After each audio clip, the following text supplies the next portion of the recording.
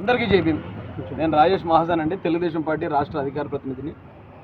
ప్రవీణ్ పగడాల్ గారి ఇన్సిడెంట్ జరిగిన తర్వాత నిన్న సాయంత్రం ఆయన అంత్యక్రియలు జరిగే వరకు మేమంతా చాలా బాధ్యతగా వ్యవహరించాం.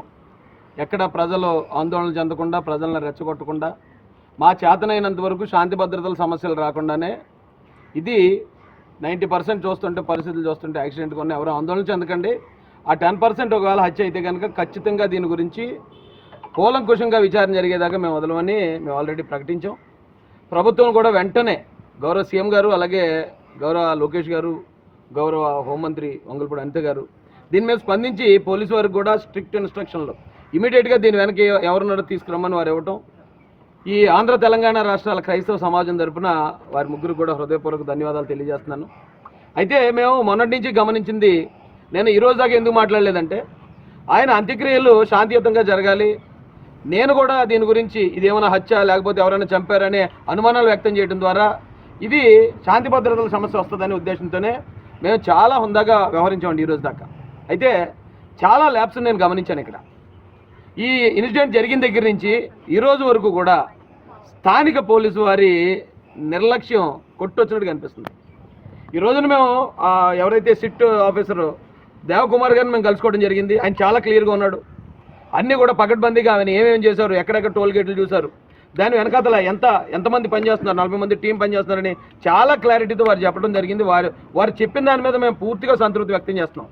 కానీ ఈ 2 రోజుల పాటు అక్కడ లోకల్ పోలీసు వారు చేసింది మాత్రం చాలా తీవ్ర నిరుత్సాహానికి గురి చేసిందండి మాకు. ఎందుకంటే అది ఇన్సిడెంట్ జరిగిందని తెలిసింది, ఓ డెడ్ బాడీ ఉందని కనుక్కున్నారు. అక్కడికి వెళ్ళేటప్పటికి ఓకే ఆయన ఎవరో తెలియదు కాబట్టి అది యాక్సిడెంట్ అనుకుని బాడీని అక్కడి నుంచి తరలించారు పోలీసు వారు అని మేమే అనుకున్నాం. పోలీసు వారి యాంగిల్లో కూడా మేము ఆలోచించేస్తున్నాం. మిమ్మల్ని మేము ఇప్పటిదాకా విమర్శించలేదు.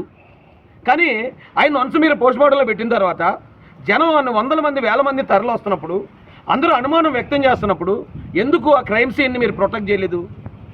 ఎందుకు ఆ క్రైమ్ సీన్ దగ్గర ఒకవేళ ఇదేమన్నా హత్య అయి ఉండొచ్చేమో అనే అనుమానం అక్కడ స్థానిక పోలీసుకి ఎందుకు కలగలేదు?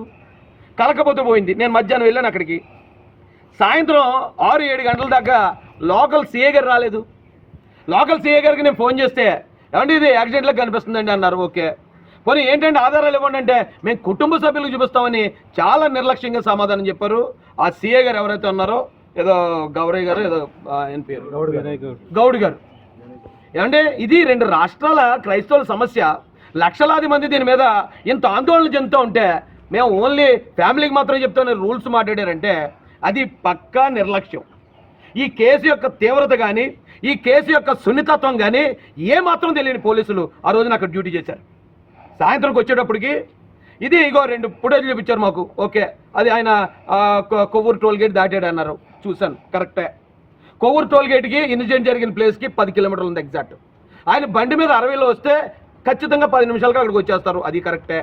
ఆ 10 నిమిషాల తర్వాత అక్కడ యాక్సిడెంట్ 11:42కి సీసీ రికార్డ్ అయింది, బండి పక్కకి వెళ్ళిపోయినట్టు.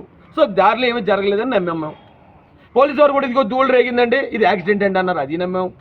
నమ్మిన తర్వాత ఎవరు ఆందోళన పడకండి, ఇది చూడడానికి అలాగుంది, ఇంకా ఎంక్వైరీ జరుగుతుందని ప్రజలందరినీ శాంతపరిచాం. మేము మీకు ఏమైనా ఆటంకం కలిగించామా? డెడ్ బాడీ మీరు ఏదన్నా ఇక్కడ తేల్చేదాకా డెడ్ బాడీ కదలదని మేము ఏమన్నా పోలీసు వారి విధులకు ఆటంకం కలిగించామా? మీరు ఏం చెప్తే అదే విన్నాం, ఏం చెప్తే అదే నమ్మాం. ఇప్పుడు ఎన్ని రోజులు అయింది ఏమండి? ఇక్కడి నుంచి కానీ ఇక్కడ ఈ ప్రాంతంలో పనిచేసిన కొంతమంది పోలీసులను ఇమ్మీడియట్గా సస్పెండ్ చేయాల్సి ఉంది. మొట్టమొదట సీఏ గారిని సస్పెండ్ చేయాలి. రెండోది, ఇక్కడ నుంచి ఇది యాక్సిడెంట్ అని చెప్పి గౌరవ నారా లోకేష్ గారికి ఎవరు ఇన్ఫర్మేషన్ ఇచ్చారు, ఎవరు ఇచ్చారో వాళ్ళని ఇమ్మీడియట్గా సస్పెండ్ చేయాలి.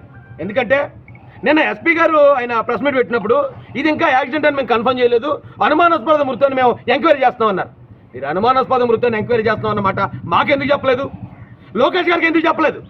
లోకేష్ గారికి చెప్పకపోవడం వల్ల ఆయన ప్రాథమిక విచారణ అనంతరం పోలీసు వారు చెప్పిన దాని ప్రకారం రోడ్డు ప్రమాదం అని ట్వీట్ చేశాడు.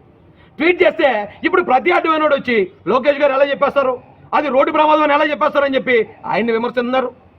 డబుల్ గేమ్ ఆడుతున్నారా? అక్కడ ఒక మాట చెప్పి ఇక్కడ ఒక మాట చెప్పడానికి ఇలా గవర్నమెంట్ని ఉద్దేశపూర్వకంగా మీరు బ్యాట్ చేద్దామని ట్రై చేస్తున్నారా? ఆ పోలీస్ అధికారులు అడుగుతున్నాను నేను, ఎవరు చెప్పారు ఇది యాక్సిడెంట్ అని? అక్కడ యాక్సిడెంట్ అని చెప్పిన తర్వాత మీరు ప్రెస్ మీట్ పెట్టి ఇప్పుడు దాకా ఇది యాక్సిడెంట్ అని ఎందుకు ఆధారాలు చూపించలేదు? అక్కడ ఏదైతే కొవ్వూరు టోల్గేట్ ఉందో ఆ టోల్గేట్ దగ్గరకు వచ్చేటప్పుడు ఆయన అటు ఇటు నడుస్తున్నాడు, అటు ఇటు ఊగుతుంది. అంతకుముందు ఏదో జరిగిందని అనుమానం వ్యక్తం చేస్తున్నప్పుడు ఇన్ని రోజులు పట్టిందా మీకు కొవ్వూరు టోల్గేట్ నుంచి అనంతపల్లి టోల్గేట్ దాకా ఉన్న ఆ సీసీ కెమెరాలు రిలీజ్ చేయడానికి? అనంతపల్లి టోల్గేట్ దగ్గర ఇతను అలాగే వచ్చాడా? ఆ బ్లింకర్ వెలుగుతుందా, హెడ్లైట్ వెలుగుతుందా, అది బయటపడడానికి ఏమైందా మీకు? మీరు చెప్పిన మాట మేమేమో యాక్సిడెంట్ అయి ఉంటుందనేమో మేము మాట్లాడితే ఈ రోజున మమ్మల్ని వాళ్ళు చెప్తారా మీరు? గన్నవరం దగ్గరే బ్లింకర్ వేసుకుని వస్తున్నారు అన్నట్టు అధికారులు చెప్తున్నారు. ఆ ఫుటేజ్ ఎందుకు రిలీజ్ చేయరు? ఇది యాక్సిడెంట్ అయితే ఎప్పుడైతే బండి పక్కకి వెళ్ళిపోయింది